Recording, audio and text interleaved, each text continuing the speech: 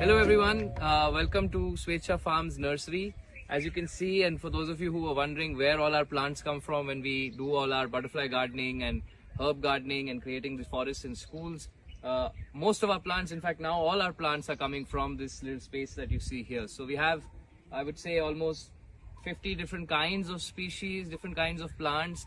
Broadly, we've classified them into 3 different kinds. I'm going to show you inside what these plants look like, how far they've grown, and what are their different names and the different benefits. So let's have a look.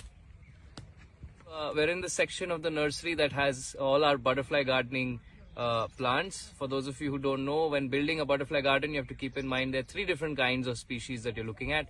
The first kind that we're going to be talking to you all about today are the bush species or the shelter species. So often when it rains, when it's very windy, when the sun goes down and butterflies are not seen in the garden area, they seek shelter in taller grasses. Some of these grasses, for example, in the farm, there's a lot of sarkhanda grass that we grow, but we also have in our nursery and what we take to schools when we plant these gardens, we use a lot of lemongrass, which is both for medicinal, culinary purposes as well as serving as a nice big bush layer in the garden for butterflies to take shelter in. So moving on to from your shelter species or your bush species, we have some of the nectar and host species, right? So the flowering species or the nectar species, and then where the butterflies come and seek nectar, and the host species, which is where the butterfly either lays its egg or the caterpillars, of course, so are found on.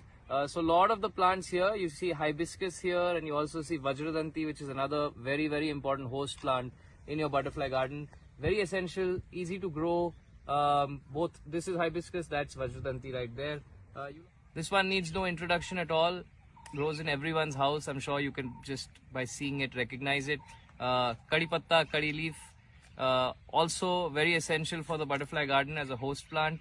It becomes almost the height of a sub tree, so grows pretty tall actually, and has these beautiful white flowers. I don't know if you all have seen that ever on a curry leaf tree, because you mostly keep it smaller in your balconies and terraces. You don't let it grow to a sub tree height, but again great for butterflies, many different kinds of butterflies. Common lime sits a lot on this particular tree. Now another host plant which has these beautiful red flowers right now. Not through the year, you will keep seeing these flowers come and go. This is kalencho.